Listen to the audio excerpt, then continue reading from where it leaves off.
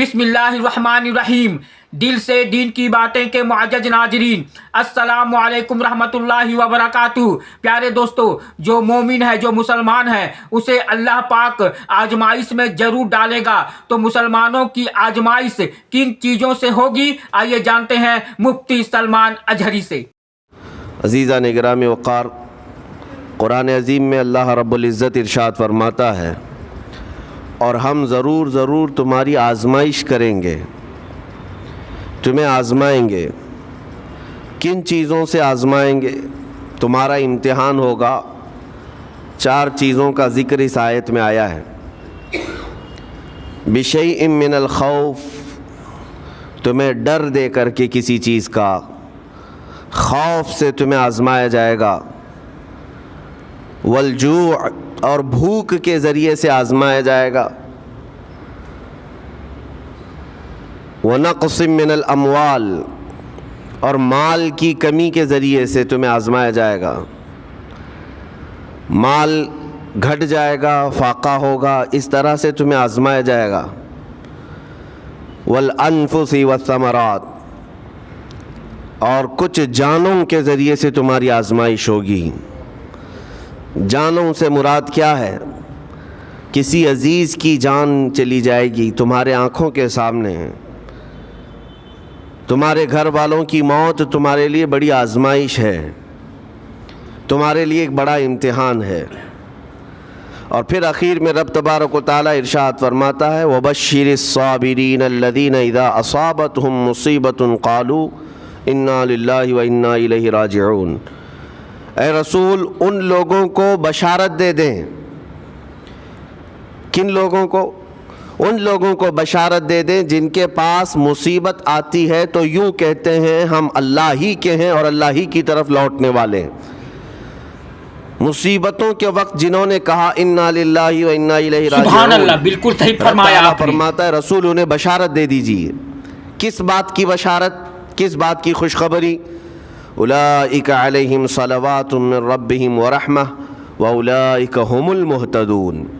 अल्लाह फरमाता है ये वो लोग हैं जिन पर हमेशा अल्लाह की रहमतें उतरती हैं।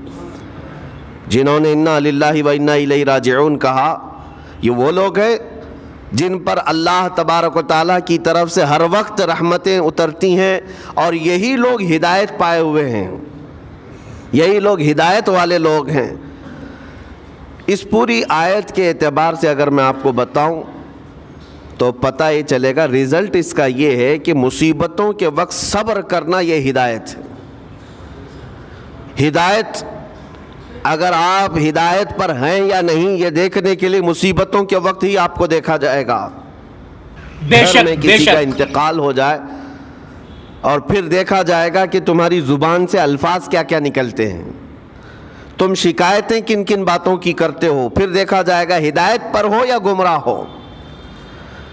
एक रिवायत में ये भी है कि जब किसी के बच्चे का या किसी के भाई का या बाप का इंतकाल होता है घर में, तो जनाजा उठाने से पहले ही वहाँ एक फ़रिश्ता आता है। वो फ़रिश्ता घर वालों का मुआयना कर रहा होता है कि कौन कौन क्या क्या कह रहा है। रब्बे ज़ुल जलाल हर चीज़ की खबर रखता है, लेकिन फ़रिश्तों को असबाब बनाया गया है और गवाह बनाने के लिए उन्हें ये ड्यूटी दी जाती है। हर एक की ज़ुबान से निकले हुए अल्फाज वो सुनता है और जा कर के रब ताला की बारगाह में अर्ज़ करता है। अल्लाह ताला पूछता है कि मैंने फ़लाँ के घर से एक जान ले ली, उनका अज़ीज़ बेटा चला गया, भाई चला गया, माँ चली गई, वो लोग मेरे बारे में क्या कह रहे थे? फ़रिश्ता कहता है, ए रब्बे ज़ुल जलाल, उन लोगों के ज़ुबान पर शुक्र के अल्फाज थे, व इन्ना लिल्लाहि व इन्ना इलैहि राजिऊन कह रहे थे, और वो सब्र कर रहे थे। मैंने घर वालों के सब हालात देखे। फरमाया आपने। अल्लाह ताला फरमाता है, ए मेरे फरिश्ते, तू गवाह रहना, मैंने उनसे जो चीज़ लिया है इससे कई गुना ज़्यादा नेमत उन्हें अता करूँगा, इससे बेहतर नस्ल उन्हें दी जाएगी, और उनके गम आज जितने हैं इससे कई गुना ज़्यादा खुशियाँ मैं उन्हें जन्नत की अता करूँगा, जिन्होंने मेरी दी हुई मुसीबत पर सब्र किया। اور کوئی گھر ایسا ہوگا جس گھر سے فرشتہ جا کر کہے گا کہ مولا اس گھر والے تو بے قابو تھے، جو منہ میں آیا بکے جا رہے تھے، وہ تو یوں کہہ رہے تھے کہ اللہ کو کیا ہمارا ہی گھر ملا، ہمارا ہی بچہ جانے کو تھا، ہمارے ہی گھر میں یہ آفت آنے کو تھی. اس طرح کے الفاظ وہ کہہ رہے تھے اور رب تبارک و تعالیٰ کو ظالم کہہ رہے تھے. اللہ تبارک و تعالیٰ اپنے جلال کا اظہار فرماتا ہے، ارشاد فرماتا ہے فرشتے کو، اے فرشتے تو گواہ رہنا، انہوں نے میرے بارے میں جیسا گمان کیا اب میں ان کے ساتھ ویسا ہی سلوک کروں گا. اللہ تبارک و تعالیٰ کے ساتھ یہ گمان جس طرح بندہ کرے گا اللہ تعالیٰ اس کے ساتھ اسی طرح کا سلوک فرمائے گا. اس کو ارحم الراحمین ہی تصور کرو. ہمیشہ رب تبارک و تعالیٰ مہربان ہے اور مہربان ہی اس کی طرف گمان کرنا بھی چاہیے مومن کو. انشاءاللہ العزیز مہربانی ہوگی اور بلکہ دلوں کا قرار اور سکون بھی رب تعالیٰ ہی عطا کرتا ہے.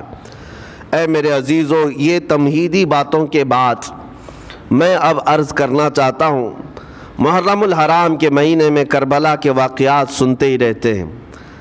میرے عزیزو، ہم بچپن سے لے کر اب تک ہر سال کربلا میں ہونے والے عظیم حادثے کو سنتے بھی آ رہے ہیں. 14 صدیوں گزر جانے کے بعد بھی اس واقعے کو یاد کرتے ہیں تو آنکھیں بھیگ جاتی ہیں. اس میدان میں، وہاں کے ریگزاروں میں رسول کریم صلی اللہ تعالیٰ علیہ وسلم کے اہل بیت کا جو امتحان تھا وہ کتنا سخت تھا، کتنا کٹھن تھا. کسی ایک کے ساتھ کوئی معاملہ ہو جائے تو سمجھ میں آئے.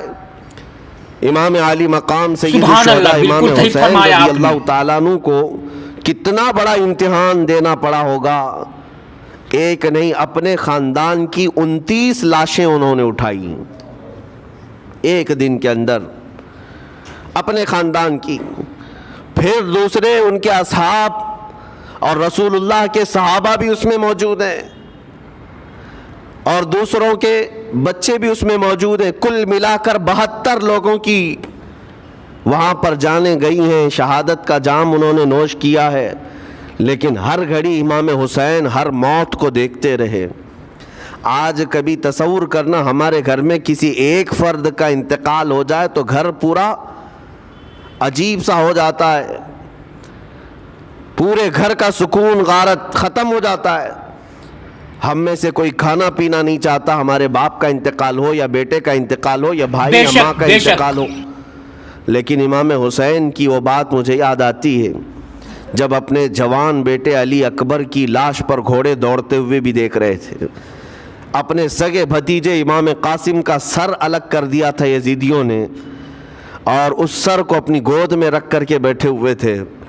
اپنے سگے بھائی حضرت عباس علمبردار کے، ان کے آنکھوں کے سامنے دونوں ہاتھ کاٹے گئے تھے اور حضرت عباس کے سینے میں نیزہ مار کر کے انہیں گرایا گیا تھا. اتنا ہی نہیں میرے عزیزو، امام حسین اس خونی منظر کو اپنی آنکھوں سے دیکھیں جب 6 ماہ کے علی اصغر کو لے کر پانی طلب کرنے گئے تھے تو یزیدیوں نے گلے پر تیر ایسا لگایا تھا کہ خون کا فوارہ مولا حسین کے چہرے پر آ کر لگ گیا. پورے کربلا کے واقعات پڑھنے کے بعد میں نے محسوس کیا اتنے پورے واقعے گزر جانے کے بعد بھی ایک چیز کربلا میں نہیں ہوئی، باقی سب آفتیں آئی ہیں، ایک چیز نہیں ہوئی. وہ کیا ہے؟ امام حسین کے زبان سے کوئی شکایت نہیں ہوئی، کوئی شکوہ نہیں تھا. یہ نہیں تھا کہ سارے بجلیاں ہم پر گر پڑی ہیں، اس خاندان کا کون ہے سوائے زین العابدین کے، اس پورے خاندان میں کوئی مرد باقی نہیں رہا. پورے خاندان کے بچوں کو، ان کے بڑے مردوں کو، سب کو وہاں پر شہید کر دیا گیا تھا. میں عرض تو کر رہا ہوں ایک خاندان کے 29 لوگوں کی لاشیں میدان میں پڑی ہوں. وہ کیسا منظر ہے. ایک تو میں امام حسین کے صبر کو دیکھتا ہوں. اللہ تعالیٰ نے فرمایا آیت کریمہ میں کہ ہم تمہیں آزمائیں گے، آزمائش کریں گے کچھ جانیں لے کر کے. لیکن میں سمجھتا ہوں اتنی بڑی آزمائش کہ ایک ہی دن میں ایک ہی خاندان سے 29 لوگوں کی جانیں گئی ہو، اس سے بڑی آزمائش ہوگی. یہ کتنی بڑی آزمائش ہے اور کتنا بڑا امتحان ہے۔ اب یہ بھی میں آپ کو بتا دوں کہ کس کے ساتھ کیسی آزمائش ہوتی ہے، کس کے ساتھ کیسا امتحان ہوتا ہے۔ آپ کو سردی بخار دے کر کے آزمایا جاتا ہے، کسی اور کو کچھ اور بیماریاں دے کر، یا کسی اور کو کسی اور مصیبت کے ذریعے سے۔ لیکن یہ آزمائش کی جو کیٹیگری ہے وہ کیسے طے ہوتی ہے پتہ ہوں؟ میرے آقا صلی اللہ تعالیٰ علیہ وسلم نے فرمایا جس کا ایمان جتنا بلند ہوگا ویسی ہی آزمائش آئے گی۔ یہ کربلا کے امتحانات سے یہ بات تو ثابت ہوتی ہے کہ امام حسین کے ایمان کا درجہ کیا رہا ہوگا، ان کے ایمان کا مقام کیا رہا ہوگا۔ اس ایمان کی بلندی کے اعتبار سے ان پر آزمائش آئی۔ اسی لیے تو بزرگوں نے فرمایا کہ ہم میں سے کوئی بھی امام حسین کے صبر کو نہیں پہنچ سکتا۔ استقامت اور صبر یہ دو چیزیں ایسی ہیں اچھے اچھے لوگوں کے پیر ڈگمگا جاتے۔ استقامت کا مطلب ہے ڈٹے ہوئے رہنا حق پر، اور یہ سب کو نہیں مل پاتا، یہ خصوصیت سب کو حاصل نہیں ہوتی۔ ایک امام حسین کی وہاں پر ہم نے استقامت دیکھی اور ان کا صبر دیکھا۔ دوسرے سب سے بڑا صبر جو ہم نے دیکھا ہے وہ سیدہ زینب رضی اللہ تعالیٰ عنہا کا۔ وہ خاتون امام حسین کی سگی بہن ہے، سیدہ فاطمۃ الزہرا کی بیٹی ہیں، حیدر کرار کی نور نظر، میرے آقا صلی اللہ علیہ وسلم سبحان کی اللہ، گود میں بالکل صحیح کھیلی فرمایا ہوئی ہے۔ آپ نے۔ سیدہ زینب سلام اللہ علیہا جب وہ کربلا کے میدان میں موجود تھیں، ان کی عمر مبارک بھی تقریباً 55 سال کے قریب تھی۔ 55 سال کی اگر خاتون میدان میں یہ تمام خونی مناظر دیکھ رہی ہو، ہماری عورتوں کو آپ جانتے ہیں کہ ایک چھوٹی سی مصیبت پر واویلا مچاتی ہیں، اور سیدہ زینب وہ ہیں جن کے خود سگے شہزادے اون اور محمد ان کی آنکھوں کے سامنے مارے گئے تھے اور ٹکڑے کیے گئے تھے۔ سیدہ زینب سلام اللہ علیہا اس پر بھی خاموش رہی۔ لیکن اندازہ کرو جب سارے شہید ہو گئے تھے، امام حسین اپنے خیمے سے نکلنے کو تھے، جب کربلا کے میدان میں خود گھوڑے پر سوار ہونے کو تھے، جانتے ہیں یہ منظر کیسا رہا ہوگا۔ عورتیں تو ماتم کرتی ہیں ایسے حالات میں، لیکن وہ اہل بیت کی عورتیں تھیں۔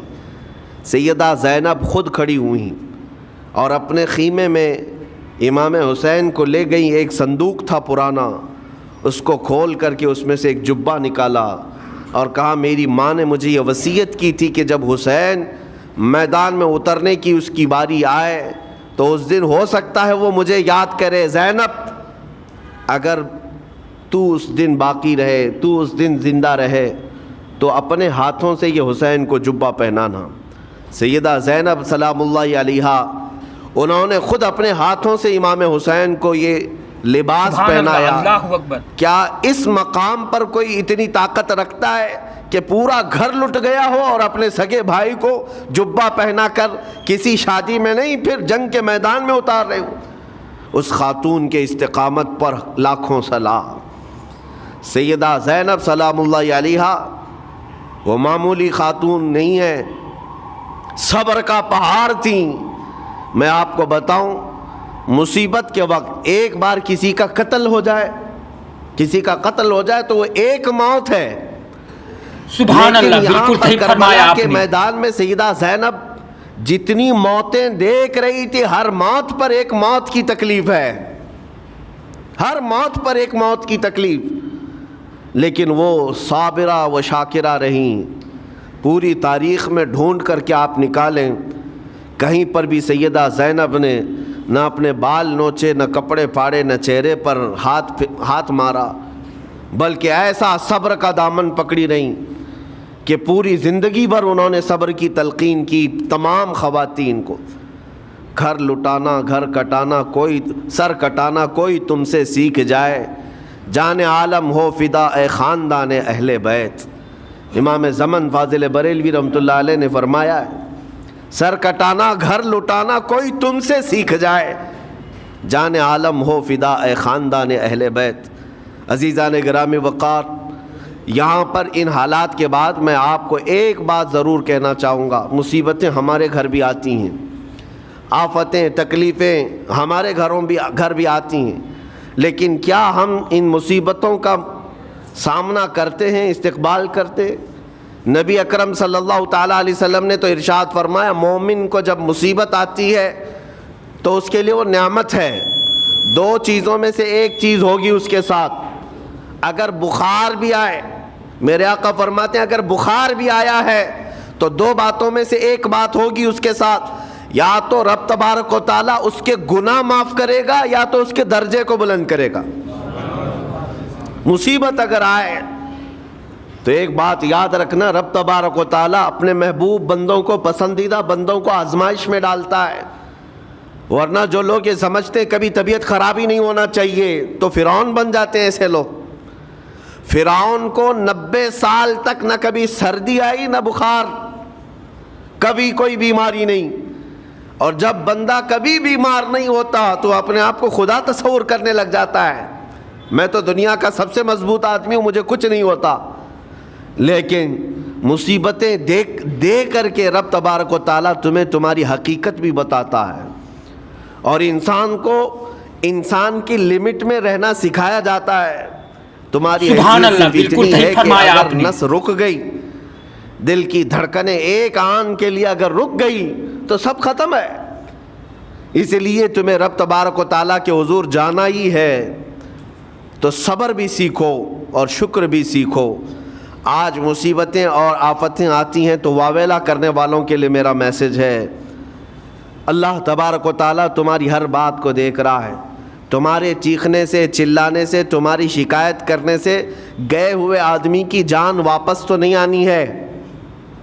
تمہارا عزیز ترین بھائی مر گیا، تم جس سے سب سے زیادہ پیار کرتے تھے وہ بیٹا انتقال کر گیا، مجھے بتاؤ تم 10 لوگوں میں چیخو گے، چلاؤ گے، رب تعالیٰ کے حضور بری بری باتیں بھی کرو گے تو کیا وہ گئی ہوئی جان واپس آ سکتی ہے؟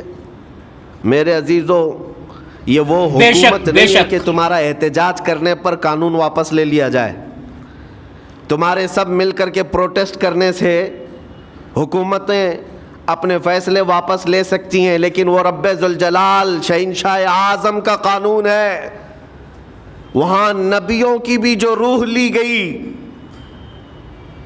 وہاں پر اللہ تبارک و تعالیٰ نے اپنے محبوب نبیوں کی بھی روح کو قبض کرنے کا حکم دیا، تو کیا سب کے غم منانے سے وہ روحیں واپس کرنے کا فیصلہ کیا گیا ہے؟ نہیں میرے عزیزو، اس عالم میں، اس کائنات میں پھر کوئی ہمارے رونے چیخنے چلانے سے واپس نہیں آتا۔ ہاں غم کرنا اپنی جگہ پر ہے، لیکن غم کا شرعی طریقہ کیا ہے؟ میرے آقا صلی اللہ تعالیٰ علیہ وسلم نے بھی غم فرمایا۔ آپ کے عزیز بیٹے سیدنا ابراہیم جب انتقال کر گئے، میرے آقا کی آنکھوں میں آنسو تھے۔ حضور پاک صلی اللہ تعالیٰ علیہ وسلم کی آنکھوں کے سامنے سیدہ خدیجۃ الکبریٰ کا انتقال ہوا، حضور غمگین تھے، لیکن غم کا مطلب کبھی یہ نہیں ہوتا کہ اللہ کی بارگاہ میں شکایت کریں، تو نے میرے ساتھ ایسا کیوں کیا؟ یعنی تم حکم دو گے رب تبارک و تعالیٰ کو، تم مشورہ دو گے کہ کس کے ساتھ کیا کرنا ہے۔ اس لیے ان مواقع پر ہم سب کی آزمائش ہے، ہمارا امتحان ہے۔ ایسے معاملات جب بھی آتے ہیں، دیکھیں میں آپ کو ایک اور باریک بات بتا دیتا ہوں، یہ ہم آج تقریر کر رہے ہیں، ہو سکتا ہے آپ بھی سن رہے ہیں اور اچھی طرح سمجھ رہے ہیں، لیکن خود کے گھر پر جب آ جائے تو تقریر بھی یاد نہیں رہتی، نصیحت بھی یاد نہیں رہتی، غم کا غلبہ زیادہ ہو جاتا ہے۔ ایسے اوقات میں حکم کیا ہے مومنین کو؟ میرے گھر پر، میں جانتا ہوں شکایت نہیں کرنا چاہیے، میں جانتا ہوں غموں کے وقت صبر کرنا چاہیے، پھر بھی اگر میرے گھر میں آ گئی مصیبت تو مومنین کے لیے حکم یہ ہے کہ تم نے اب تک جو سنا تھا حدیثیں وغیرہ اس کو یاد دلاؤ، یعنی مجھے یاد دلاؤ۔ یہ مت سوچو کہ مولانا صاحب ہیں، مفتی صاحب ہیں، امام صاحب ہیں، ان کو تو سب معلوم ہوگا۔ غم کا غلبہ جب آ جاتا ہے تو اچھے اچھوں کو یاد نہیں رہتا، مومنین کو کہا گیا ہے کہ وہ یاد دہانی کریں، جائیں غموں کے وقت ان کی حالت دریافت کریں اور انہیں صبر کی تلقین کریں. ہر ایک کے لیے ضروری ہے. یہ سوچ کر کے پیچھے نہیں ہٹا جائے گا کہ یہ تو بہت جانکار لوگ ہیں, یہ بہت پڑھے لکھے لوگ ہیں, ان کو تو سب پتہ ہے. نہیں, بلکہ حکم یہ ہے کہ جس کے ساتھ بھی مصیبت آئے, مومنین دوسرے مومنین, اسے صبر کی تلقین کریں, اسے جا کر کے حوصلہ دیں اور اسے تسلی دیں. اب میں آتا ہوں ان باتوں کی طرف جو لوگ مصیبتوں کو برا سمجھتے ہیں. ایک صحابی تھے, ان کی شادی ہو گئی ایک صحابیہ سے, نکاح ہوا تھا مدینے میں, سال بھر خوشحالی سے گزرتے رہے, بہت اچھے دن گزرے. سال ختم ہونے کو تھا کہ خاتون جو ہے لڑائی کرنا شروع کر دیتی, کہتی ہے مجھے تمہارے ساتھ رہنا نہیں, مجھے طلاق چاہیے, ڈائریکٹ طلاق. تو اس صحابی نے کہا ہوا کیا؟ وہ صحابیہ کہتی تھی نہیں مجھے تمہارے ساتھ رہنا نہیں. اس صحابی نے کہا ٹھیک ہے, اگر ایسا ہی ہے تو حضور پاک صلی اللہ علیہ وسلم کے پاس چلتے ہیں, وہاں جا کر فیصلہ کرا لیں گے. تو وہ صحابیہ مان گئیں, کہا چلو چلتے ہیں. سبحان اللہ, بالکل صحیح فرمایا جا آپ نے. رہے تھے اپنے گھر سے حضور پاک صلی اللہ علیہ وسلم کے دربار میں فیصلہ کروانا ہے. چلتے وقت راستے میں ایک پتھر سے ٹھوکر لگ گئی اس صحابی کو, اور اتنی تیز ٹھوکر لگی کہ ان کا ناخن اکھڑ گیا.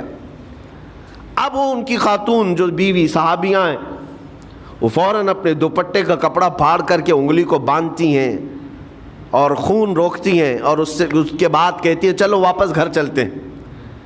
گھر واپس آنے کے بعد وہ کہتی مجھے طلاق نہیں چاہیے, ساتھ میں رہوں گی. کہا عورتوں کا موڈ, عورتوں کا اس طرح کا فیصلہ, کیا بات ہے؟ وہ صحابیہ کہتی ہے میں نے سنا ہے کہ جب کبھی کوئی بندہ بیمار نہیں ہوتا تو اللہ اسے پسند نہیں کرتا. میں نے جب سے تم سے شادی کی ہے سال بھر ہو گئے, ایک بار بھی تم کو بیمار ہوتے نہیں دیکھا. مجھے ایسا لگنے لگا کہ کہیں تم اللہ کے ناپسندیدہ بندے تو نہیں ہو, اس لیے میں تمہارے ساتھ نہیں رہنا چاہتی تھی. اب جب راستے میں ٹھوکر لگ کر ناخن اکھڑ گیا تو مجھے احساس ہوا کہ اللہ تجھے بھی پسند کرتا, میں تیرے ساتھ رہنے کو تیار ہوں.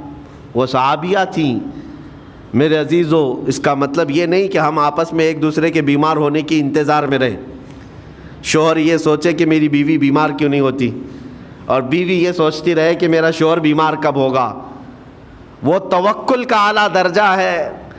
انتظار اور تمنا مت کرو بیمار ہونے کا, بلکہ بیماری آ جائے تو اللہ کا شکر ادا کرو, آ جائے تو صبر کرو.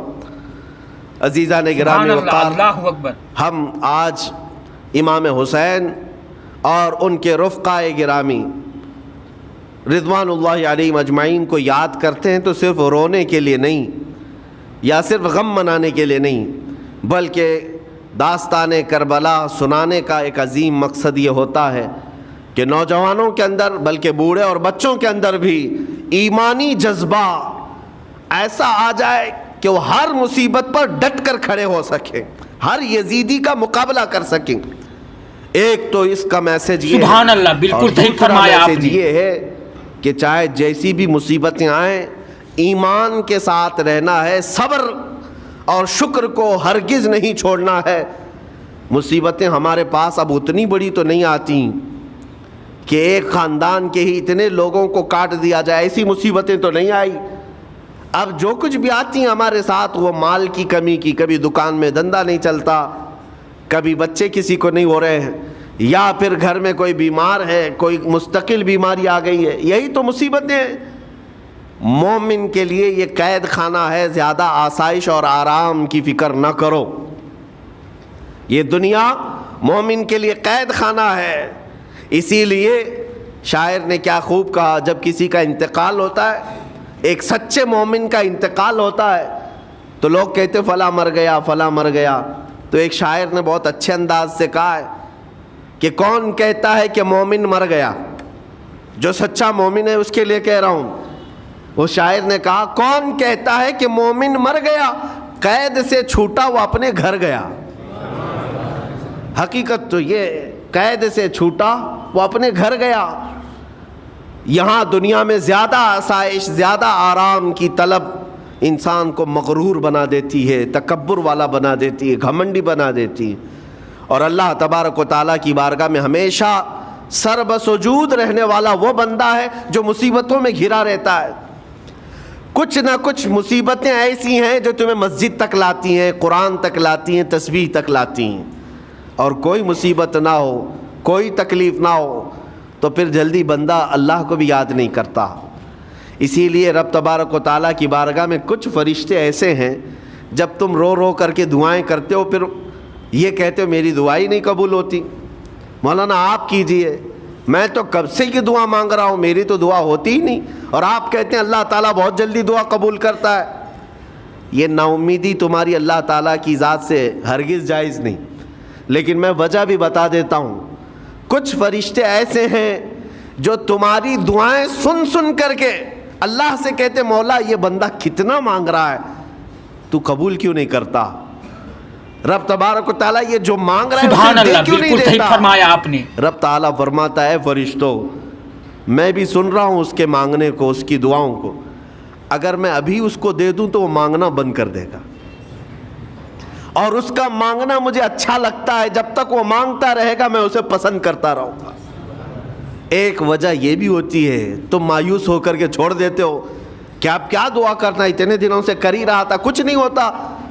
اگر تمہاری دعاؤں کا اثر جلدی نظر نہیں آتا تو رحمان تمہاری دعائیں سن رہا ہے اور وہ تمہاری دعائیں پسند بھی کر رہا ہے۔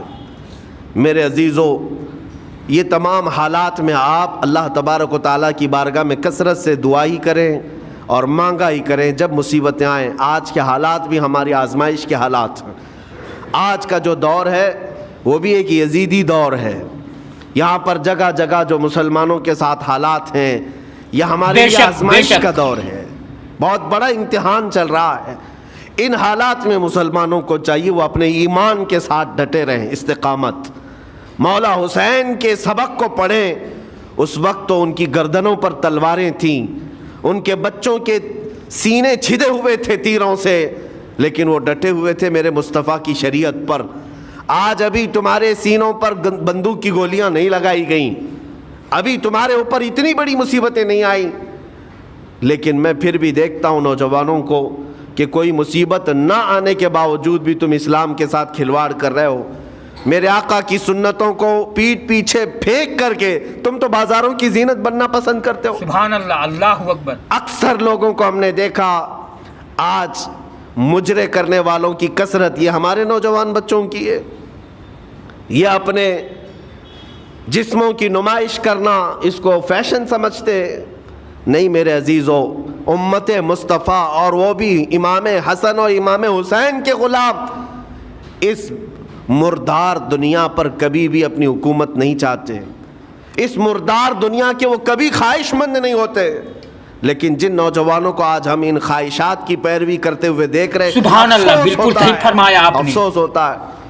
آج کے حالات میں تم بھی سنبھل جاؤ، کیونکہ ایک بہت بڑی جنریشن تمہارے پیچھے ہے اور وہ تمہیں دیکھ کر کے نقل کرے گی۔ اگر آج تمہارا راستہ بگڑ گیا تو یہ جو چھوٹے بچے ہیں وہ بگڑے ہوئے راستے کو ہی اسلام سمجھنے لگ جائیں گے، وہ اسی بگڑے ہوئے راستے کو ہی صحیح راستہ سمجھ بیٹھیں گے۔ اسی لیے آج نوجوانوں کی کثرت میرے آقا صلی اللہ تعالیٰ علیہ وسلم کے عاشقوں کی ہونا چاہیے، اور ان سخت ترین حالات کا مقابلہ باڈی بلڈر نہیں کر سکتا۔ میں آپ کو بتا دوں، ان ظالم یزیدیوں کا مقابلہ کاجو بادام کھانے والا نہیں کر سکتا۔ ہاں، ان حالات کا مقابلہ کرنے کے لیے جسمانی طاقت کی ضرورت نہیں، ان بڑے سے بڑے سخت ترین حالات کا مقابلہ وہ نوجوان کر سکتا ہے جس کے سینے میں عشق مصطفیٰ ہو، مولا حسین کے نقش قدم پر چلنے کا عزم رکھتا ہو، پھر چاہے وہ لاغر ہی کیوں نہ ہو، نحیف و ناتما ہی کیوں نہ ہو، کمزور ہی کیوں نہ ہو۔ لیکن ہم نے دیکھا ہے تاریخ میں کمزور بھی ہے، اگر جسمانی اعتبار سے عشق رسول کی دولت سینے پر رکھتا ہے تو دنیا میں وہ کھلبلی مچا دیتا ہے، اور کفار و مشرکین کے خیموں میں اس کی ہیبت طاری رہتی۔ ہم نے اور تاریخ پڑھی ہے۔ آخری بات عرض کرتا ہوں، امام اہل سنت فاضل بریلوی امام احمد رضا خان نور اللہ مرقدہ، اعلیٰ حضرت کو کون نہیں جانتا آج کے زمانے میں؟ ذرا ان کی سیرت اٹھا کر کے پڑھنا اور پھر یہ بھی دیکھنا کہ جسمانی طاقت ان کی کیسی تھی۔ جسمانی ساخت کیا وہ چلتے تو لہیم شہیم تھے, اونچے چوڑے اور سینہ بھرا ہوا کہ لوگ صرف جسم کو دیکھ کر کے ڈر جائیں؟ نہیں, اعلیٰ حضرت فاضل بریلوی رضی اللہ تعالیٰ عنہ اس طرح جسمانی بہت اونچی چوڑی صلاحیت کے نہیں تھے, بلکہ بہت ہی ہلکا جسم رکھتے تھے. ہلکا جسم, دبلے پتلے تھے, لیکن جب اپنے حجرے میں بیٹھ کر کے قلم چلاتے تھے تو دنیا کے کونے کونوں میں ان کی گونج ہوتی تھی, اور بڑے بڑے قلعوں میں جو ہے زلزلہ آ جاتا تھا. اور سرکار غوث پاک رضی اللہ تعالیٰ عنہ کو کون نہیں جانتا؟ سبحان اللہ, بالکل صحیح فرمایا آپ نے. حال تو یہ تھا جسمانی اعتبار سے آپ کی گردن کی ہڈیاں بھی دکھتی تھی, اتنے دبلے تھے. اور کثرت عبادت کی وجہ سے, کثرت مجاہدات کی وجہ سے آپ کا جسم بہت ہی کمزور تھا. بلکہ ایک وقت کا واقعہ بھی ہے کہ آپ چلتے چلتے غش کھا کر گر گئے, چکر آ کر گر گئے. جسمانی اعتبار سے اکثر تو آپ پتے کھا کر کے رہے, کھانا بھی نہیں کھایا 40 سال تک. تو جسمانی اعتبار سے کمزور ہونا کوئی معنی نہیں رکھتا. لیکن دنیا یہ بھی جانتی ہے, گردن کی ہڈیاں ہی کیوں نہ دکھتی ہوں, ہاتھ و پیر کی ہڈیاں ہی کیوں نہ دکھتی ہوں غوث پاک کی, لیکن روحانی طاقت کا حال یہ ہے کہ کسی قبر کو ٹھوکر لگا دے تو مردہ زندہ ہو جائے.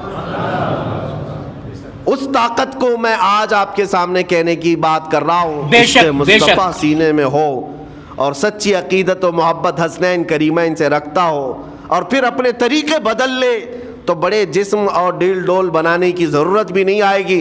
مولا کریم تمہارا رعب خود ہی دشمنوں کے دلوں پر ڈالتا ہے. اللہ تبارک و تعالی ہم سب کو آئی ہوئی مصیبتوں کا ڈٹ کر مقابلہ کرنے کی توفیق عطا فرمائے, ہم سب کو استقامت عطا فرمائے اور صبر عطا فرمائے اور شکر عطا فرمائے, اور قیامت کے دن مولا تعالی ہم سب کو امام حسین کے ساتھ حشر عطا فرمائے. میرے آقا صلی اللہ تعالی علیہ وسلم کے جھنڈے تلے ہم سب کو جمع فرمائے. ہمارے ان نوجوان بچوں کو جو راہ راست سے ہٹے, مولا حسین اعظم کے راستے پر ان کو چلنے کی توفیق عطا فرما. قیامت تک ہماری نسلوں کو مولا عاشقان مصطفیٰ میں پیدا فرما.